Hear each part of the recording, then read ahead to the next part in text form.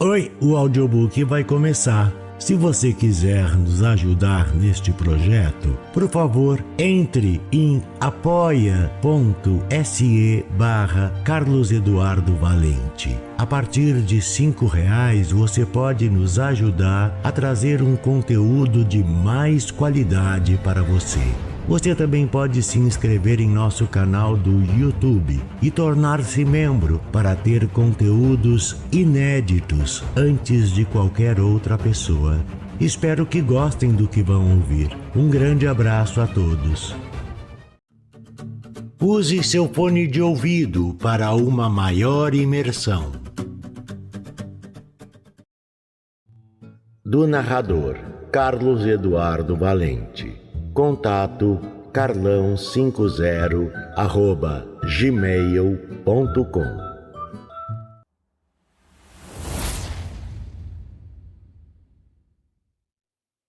Notas do Subsolo, de Fyodor Dostoiévski.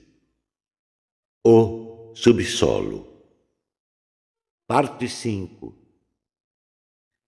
Bem, acaso pode respeitar-se um pouco sequer o homem que tentou encontrar prazer, mesmo no sentimento da própria abjeção? Não digo isso agora devido a algum arrependimento melífluo. E de modo geral, nunca suportei dizer: desculpe, papai, não vou mais fazer isto. Não porque eu fosse incapaz de dizê-lo, mas ao contrário, justamente porque talvez fosse demasiado capaz, não é mesmo? Como que de propósito acontecia-me ser levado a fazê-lo justamente quando não tinha qualquer culpa, nem sequer em pensamento. Isso já era a pior vileza. E ao mesmo tempo eu ficava, no entanto, comovido até a alma.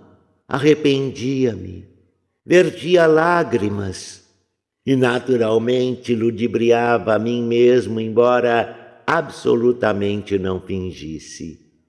Era o coração que praticava de certo modo uma torpeza.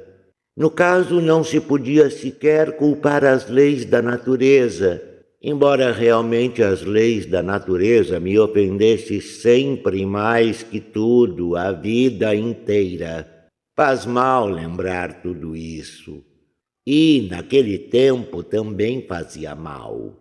Com efeito, ao cabo de 1 minuto, mais ou menos, já me acontecia perceber enraivecido que todos aqueles arrependimentos, todos aqueles estados comovidos, aquelas juras de regeneração eram mentira. Uma repugnante e afetada mentira. Mas perguntai, para que me mutilava e me atormentava assim? Resposta, porque era muito enfadonho ficar sentado de braços cruzados. Lançava-me então nas minhas escapatórias. Realmente era assim. Observai-vos melhor, senhores, e compreendereis que assim é. Imaginava para mim mesmo aventuras e inventava uma vida para viver ao menos de algum modo. Quantas vezes me aconteceu, por exemplo, ficar ofendido não por um motivo determinado, mas intencionalmente. E eu mesmo sabia, por vezes, que me ofendera por nada, que aceitara voluntariamente a ofensa. Mas essas coisas levam uma pessoa a tal estado que, por fim, ela realmente fica ofendida.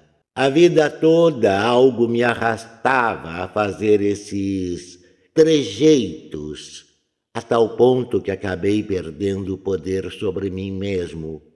De outra feita, quis forçar por me apaixonar.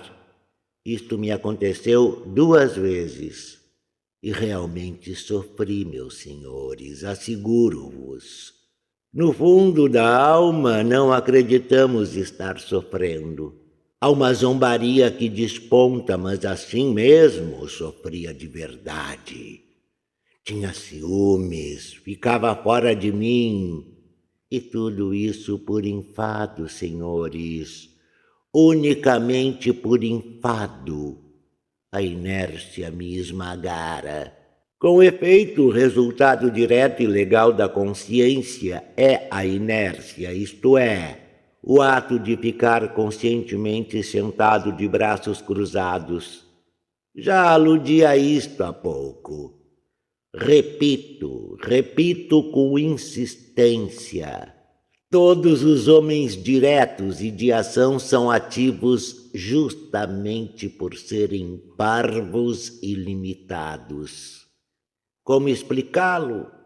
Do seguinte modo: em virtude de sua limitada inteligência, tomam as causas mais próximas e secundárias pelas causas primeiras, e deste modo se convencem mais depressa e facilmente que os demais de haver encontrado o fundamento indiscutível para a sua ação, e então se acalmam. E isto é de fato o mais importante. Para começar a agir é preciso de antemão estar de todo tranquilo, não conservando quaisquer dúvidas. E como é que eu, por exemplo, me tranquilizarei? Onde estão as minhas causas primeiras em que me apoie? Onde estão os fundamentos? Onde irei buscá-los? Faço o exercício mental e, por conseguinte, em mim, cada causa primeira arrasta imediatamente atrás de si outra, ainda anterior, e assim por diante até o infinito. Tal é, de fato, a essência de toda consciência do próprio ato de pensar. E assim chegamos de novo às leis da natureza. E qual é, afinal, o resultado? Exatamente o mesmo. Lembrai-vos, ainda há pouco falei de vingança. Provavelmente não atestastes nisso. Já foi dito, o homem se vinga porque acredita que é justo. Quer dizer que ele encontrou a causa primeira, o fundamento, a justiça. Isto é, como ele está tranquilizado por todos os lados, vinga-se calmamente e com êxito, convicto de que pratica uma ação honesta e justa.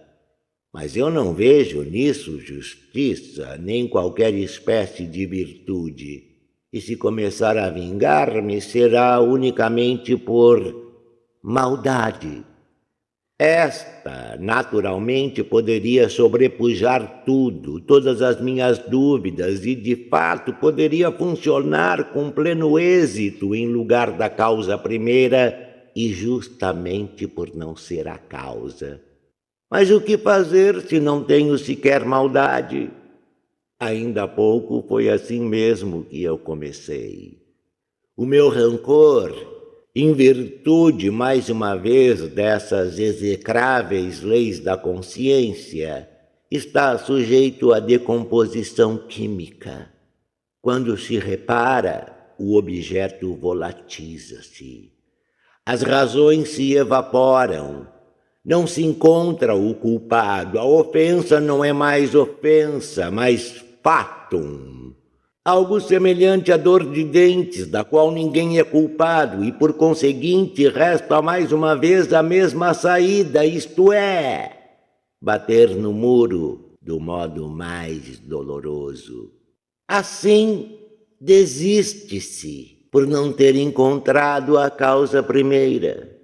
Mas experimenta apaixonar-te cegamente pelo teu sentimento, sem discussão, sem uma causa primeira, repelindo a consciência, ao menos durante este período. Odeia ou ama, apenas para não ficares sentado de braços cruzados.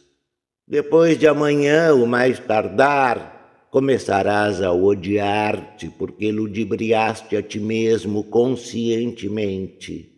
Resultado, uma bolha de sabão e a inércia.